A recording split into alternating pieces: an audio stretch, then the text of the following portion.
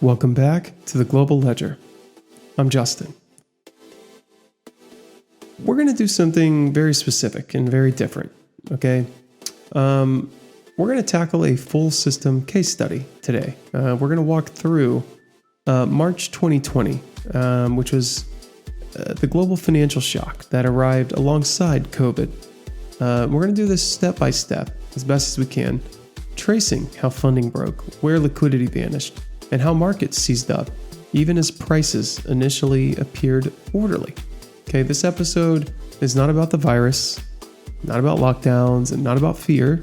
It's about how the modern financial system behaves when everyone needs cash at the same time. Let's get into it.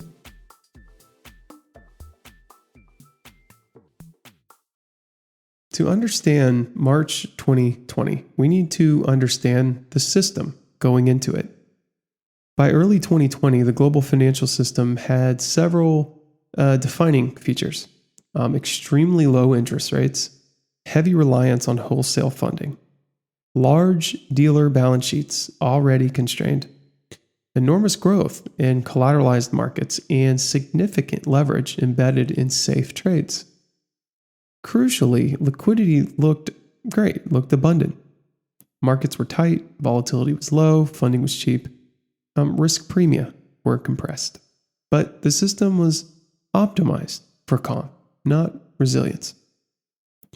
When COVID headlines intensified in late February, many people assumed the crisis was caused by fear.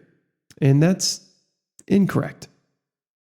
Fear doesn't break markets. Funding breakdowns do.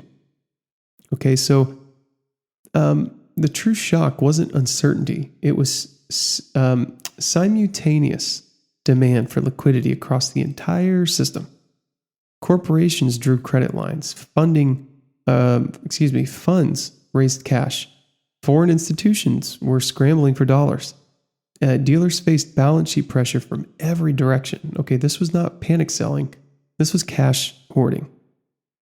So March 2020 quickly became a global scramble for US dollars.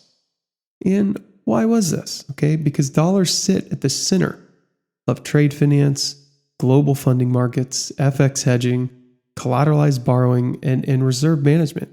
So as demand surged, the first cracks appeared not in equities, but in funding markets.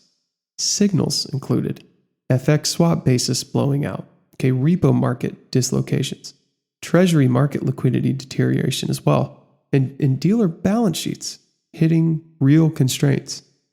The system wasn't questioning value or anything like that. It was questioning convertibility.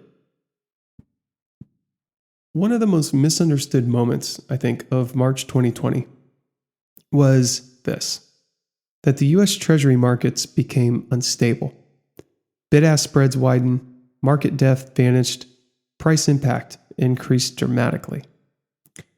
This confused observers. Like asking questions like, how can the safest asset in the world malfunction?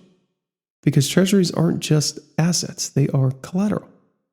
When everyone tries to sell or finance the same collateral simultaneously and dealers cannot intermediate, liquidity breaks. This was not a confidence crisis. It was truly the epitome of a balance sheet crisis. Dealers were not the villains, I think, in March 2020. They were constrained, okay? They faced exploding client demand, regulatory balance sheet limits, rising volatility, and collateral valuation uncertainty. Lots of uncertainty there.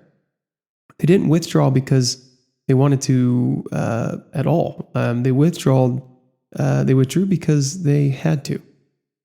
This is a key lesson. Okay, modern crises emerge when private balance sheets cannot absorb system-wide demand for liquidity.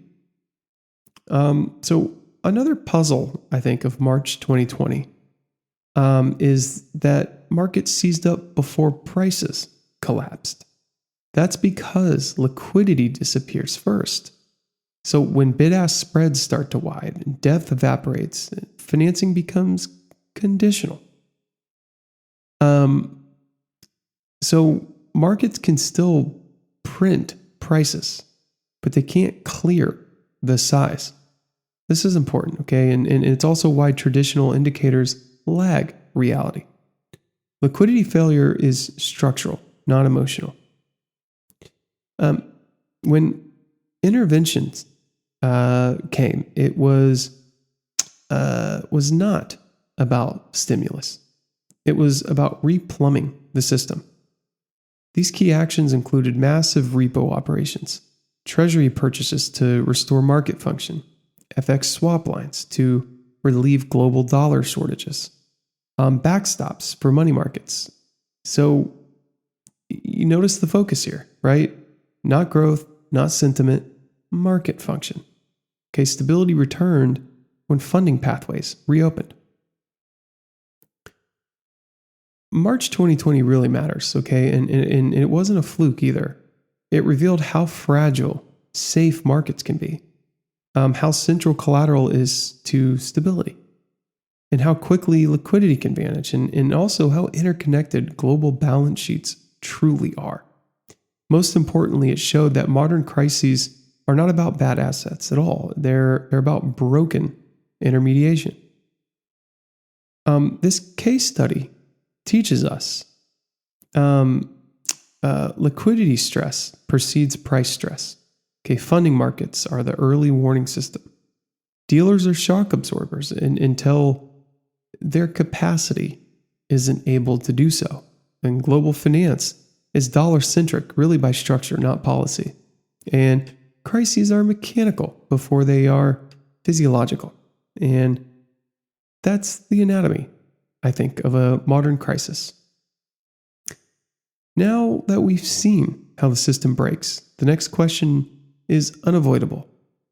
How should we evaluate companies that operate inside the system? Okay, in episode 97, we'll take this crisis-aware framework and apply it directly to valuation. A system-aware valuation of a global company, because valuation without liquidity awareness, I think, is incomplete and often dangerously misleading. And that's where we're headed next. So thank you for listening to episode 96 of the Global Ledger. I'm Justin, and thank you for being here.